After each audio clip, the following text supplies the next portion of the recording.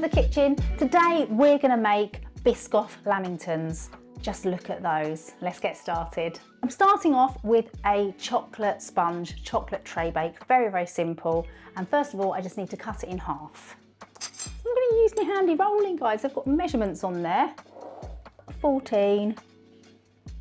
And I'm just going to do it a few increments just to make sure that my knife is straight. There.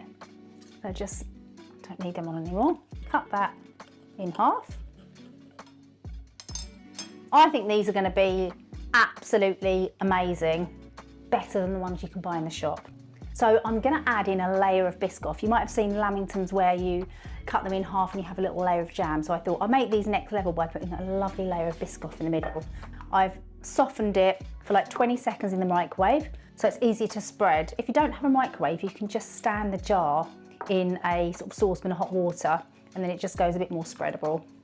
The recipe for this sponge is just down below, but you could do this with any chocolate sponge cake you like. I mean, you can even do it with a shop bought sponge if you wanted and just make it into a nice Lamington. Look at that.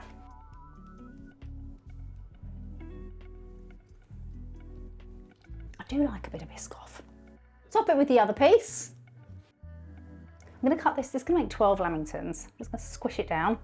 Before I cut them into 12, I'm just going to trim the edges off so it's nice and square and neat.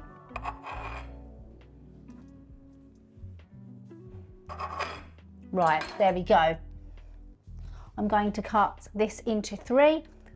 I'm going to measure it. I want my Lamingtons to be all similar size. Alexa, what's 13.5 divided by 3?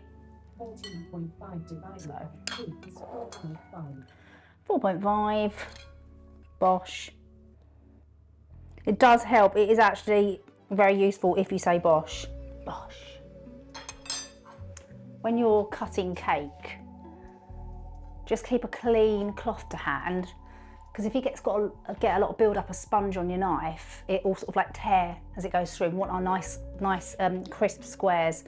So I'm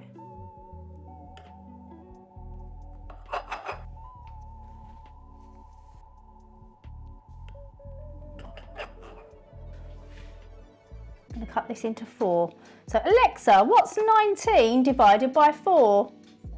4.75. So they're going to be pretty good and cubey. Do you know what I'm going to do? I'm actually just going to cut it in half.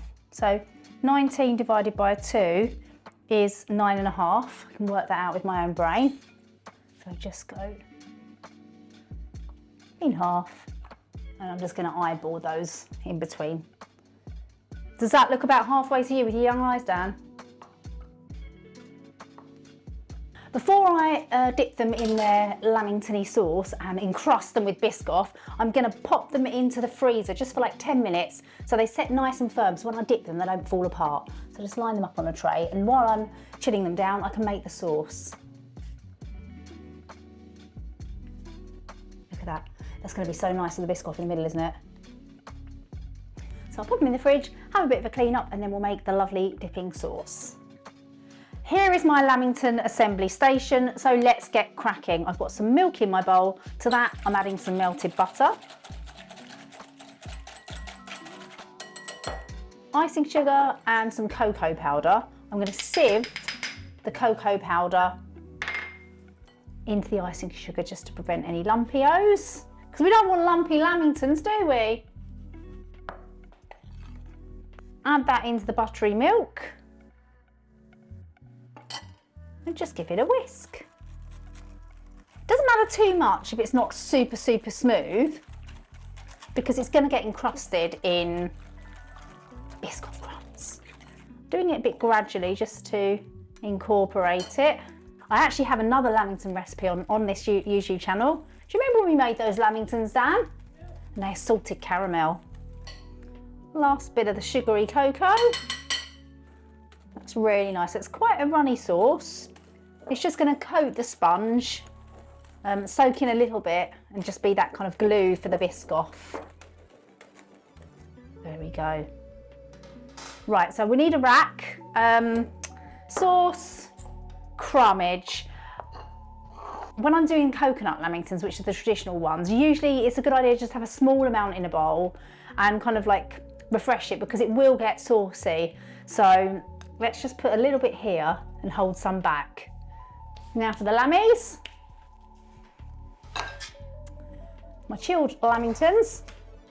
So I was going to say children, sorry. it's for children. You just got to use your fingers really. You can, if you don't like getting sticky, this recipe's probably not for you. If you try and use a fork, it's just like, it's quite hard to like control it. Just start beginner dunking, so. Dunky, dunky, dunky.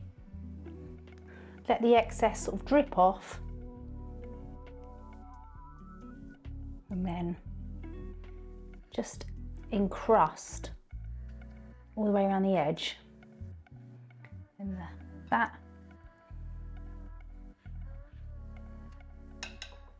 A bosh.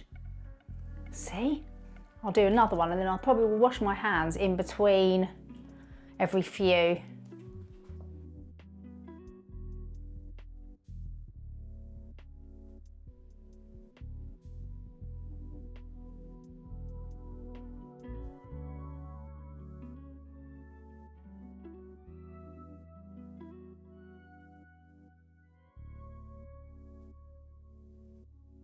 They look good, don't they?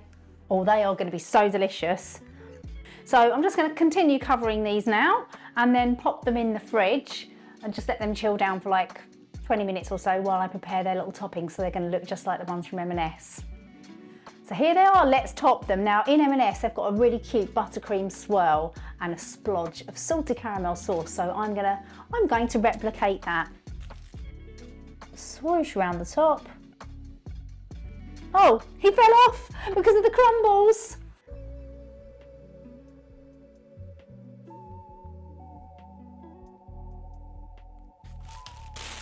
A lovely filling of caramel sauce in the middle.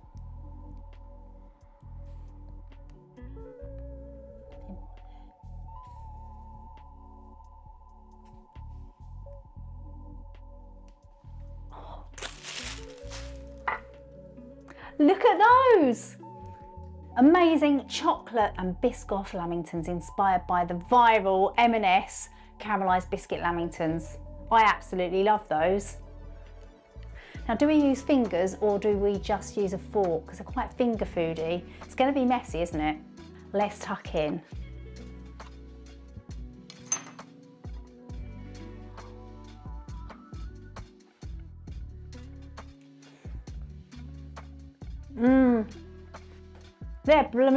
They're ripper, mate. What do they say in Australia? Because Lamingtons are Australian originally, aren't they? Everything you need to make them is just down there. Bye!